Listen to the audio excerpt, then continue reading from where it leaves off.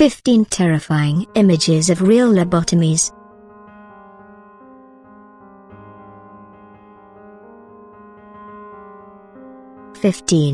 There were two men responsible for it all.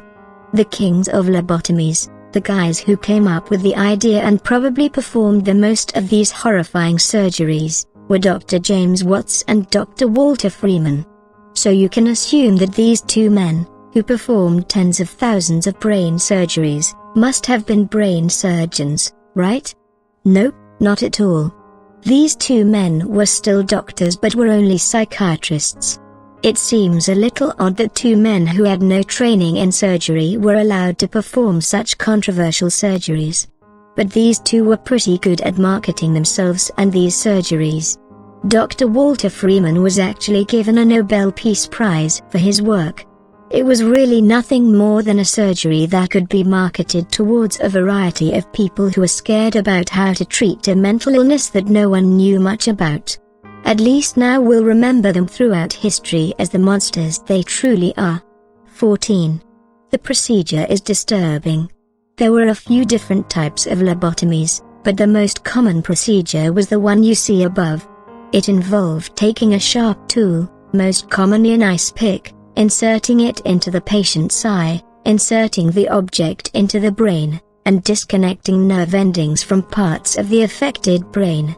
The horrifying part is that the brain wasn't even opened, so doctors weren't even able to exactly see what they were doing to the patient's brain. Oftentimes, the patient would remain awake and would be told to sing songs or recite poems. Once their recitals got a little off, or it became harder for them to talk, the doctor knew they had gone a little too far, so they would stop. This is a horrifying and completely unprofessional way to carry out an extremely invasive surgery on such a precious organ in our bodies. 13. It was performed on children. Now we know how lobotomies were performed, but why exactly did doctors feel it necessary to go digging around in the most sensitive organ of the body? Lobotomies were a garden variety surgery that was performed to treat countless types of mental illness. Mental illness refers to any diseases or disabilities affecting the brain. Most commonly we know these as depression, anxiety, bipolar disorder, etc. These are common and a large portion of our population suffers these diseases while still maintaining an active and normal lifestyle. Mental illness also includes more serious conditions such as obsessive-compulsive disorder, schizophrenia, post-traumatic stress disorder, and dementia. Well, in a time that didn't understand mental illness as well as we do now, mental illness meant more than just these common diagnoses. It also included unruly and badly behaved children. That meant that if you were a little kid who couldn't put away their toys, sit still in class, probably due to ADHD, which can be easily managed with modern drugs, or even just listen to your parents, you risked getting a lobotomy. 12. The surgical tools used. Above are the tools most commonly used to perform lobotomies. You would probably assume, if you saw this picture with no context, that these are the tools of a dentist. They are sharp, metal, and look like they could seriously do some damage. Perfect tools for dentists, right? Teeth are bones, so they can stand to be poked and prodded with some sharp tools every now and again if it means removing months of popcorn kernel buildup. Unfortunately, that is not the case. These tools were used and were meant for brain surgery. The skull is one of the thickest bones in the body. The brain is the only organ that is almost completely encased in a bone as well. This, even to common people and not even doctors, gives us a pretty clear sign that you really probably shouldn't go digging around in your brain with sharp objects. 11. It changed people forever. If you break a bone, you can usually put it in a cast and with patience and rest, the arm will be fine again. If you accidentally chop your finger off and are quick enough to grab it and make your way to the hospital, you can probably have a normally functioning finger once again. But if you damage your brain, there's a pretty slim chance of you ever going back to normal. Common diseases that affect the brain are treatable, and even with some brain damage, you can probably live a normal life again, but it will never be the same. Once you break through your skull and start prodding around with needles and sticks, you're not going to be the same person you were before. Even drinking too much alcohol and doing too many drugs can mess with the way we think and who we are as people. Just imagine what a super sharp stick jammed into your skull will do. 10. The side effects were terrifying. We've learned about how people give lobotomies, and we've discussed some of the reasons why someone might get a lobotomy, and we definitely know they're horrible, but what exactly does a patient who has had a lobotomy act like? You can see from some of these before and after images that something is definitely off. The results of the procedure almost always varied. For the first few weeks, most patients showed a lot of improvement in the behavior they were being treated for. Someone who was depressed might act happy. Someone who was schizophrenic no longer acted out and lived normally. But what would often follow would be more tragic. Many patients, who made it out of the surgery, still functioning, that is, would resort back to their old bad habits or develop new or worse mental illnesses. Suicide after a lobotomy was common, as was developing the brain and habits of an adolescent. Many people weren't able to live the normal lives they sought when getting the surgery in the first place. 9. Electroshock was also used. There were a few variations of the average ice pick. One of these was the use of shock therapy. American Horror Story gave a realistic depiction of actual shock therapy in the second season when Jessica Lange's character underwent the surgery. It involved just what you'd imagine, a patient getting electrocuted in their brain. The results varied just as much as they did with the ice pick version of a lobotomy.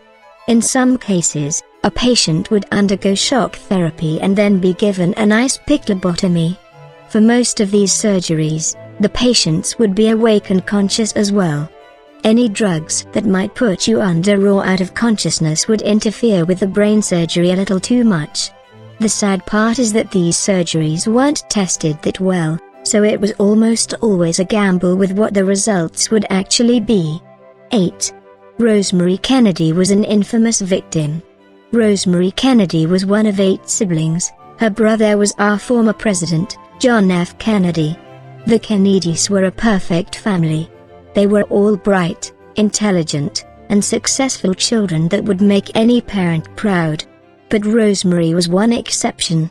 She was a slow learner and didn't pick up on social cues as well as her other brothers and sisters.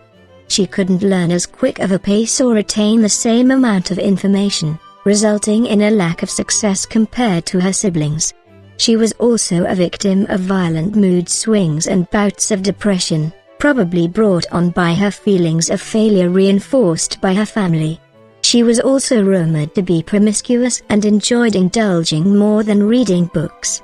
Because her behavior was sometimes embarrassing, her family decided that a lobotomy was the best option to make her a model child.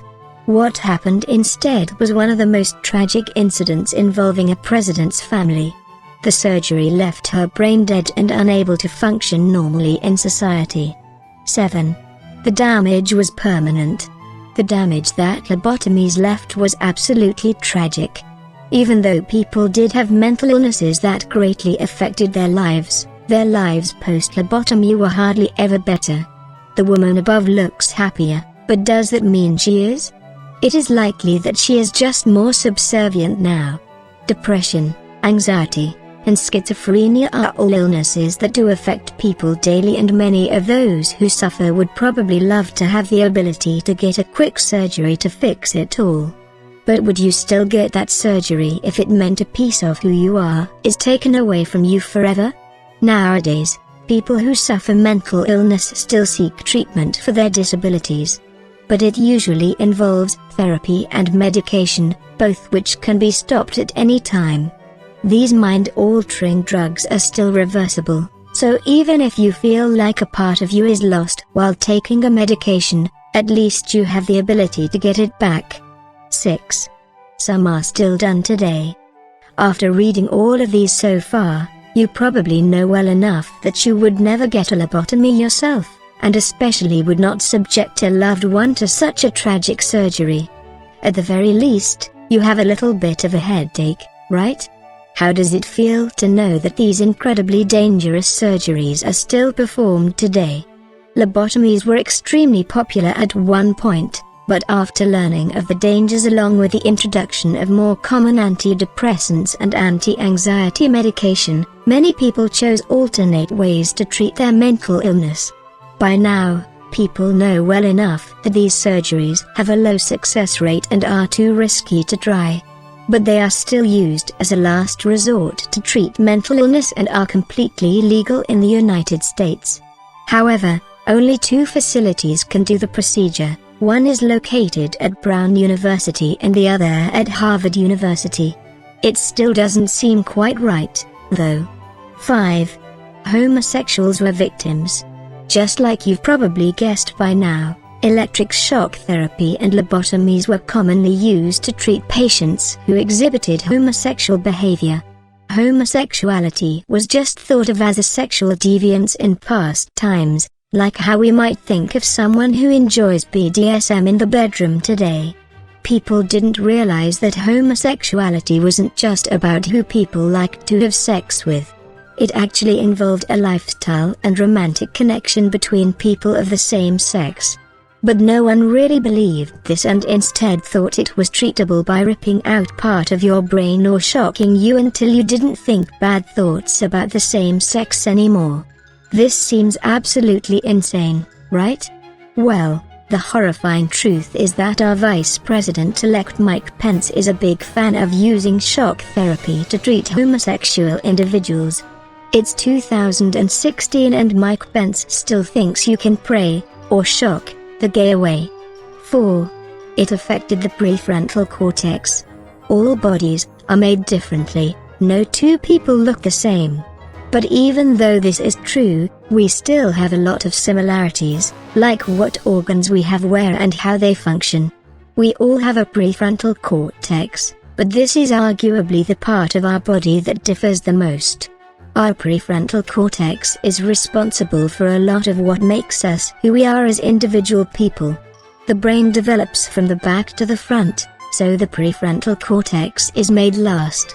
This is why a lot of teens can give in to peer pressure, why young adults are still making bad decisions, and why you can't drink until you're 21 years old, as this is the age when it is estimated that our brain is finally finished developing. The prefrontal cortex is responsible for our self-control, coordination, emotional control, focus, organization, planning, and most importantly, it's the brain that is responsible for holding our personality. Horrifyingly, this is the part that gets scrambled like eggs during a lobotomy. 3. They were given for silly reasons. As we've already discussed, they were given for some pretty outlandish reasons. One woman was given a lobotomy for being the meanest woman on the planet. After her lobotomy, she was known for smiling more and being friendlier. She also had trouble controlling her bowels and would often drop things or bump into things. Another, a small child, was given a lobotomy because she would constantly tear up and destroy her toys. After her lobotomy, she did it more often, but this time because she was confused. Obviously, like the woman above, schizophrenia can be a debilitating illness that can't be left untreated. But a lobotomy isn't always the answer. Luckily, we live in a time when there are medications instead of just having a big chunk of your brain removed. But there's probably something you can think of in your life now that you've done that would probably have led to you getting a lobotomy by now if you had lived in the wrong time. 2. The results on the brain are startling. In the above picture, a brain is pictured before and after it received a lobotomy. As you can see, the damage is startling. An entire chunk of the brain no longer appears to be there. How could anyone in their right mind honestly believe at one point that removing part of a patient's brain was the best way to treat their mental illness? Especially when it was something as low-key as unruliness or misbehaving. and the fact that they were done on children is especially terrifying. Children's brains aren't even fully developed yet, and people were already willing to poke around in the brain and take chunks out of it. How can anyone expect a person to normally function after going through all of that terrifying treatment? Hopefully, we have learned enough from this procedure to never subject innocent patients to such torture in the future. 1. Women were the biggest victims. Out of the 50,000 plus lobotomies that are thought to have been performed, the majority of them were done on women. Throughout history, women have always had a certain mold they have to fill. They used to have to be the caretakers of the house. They were domesticated beings told not to think too much, read too much, or act out too much. If they showed signs of defiance towards their fathers or husbands, they would easily be called insane, especially if it was at the time of their menstruation. Many women who acted out of this mold created by men would be subjected to unjust lobotomies in an attempt to maintain control over their psyche and their bodies.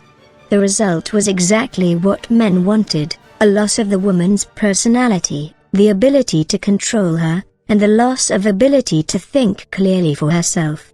They became dependent and subservient, something that men have desired in women up until this day.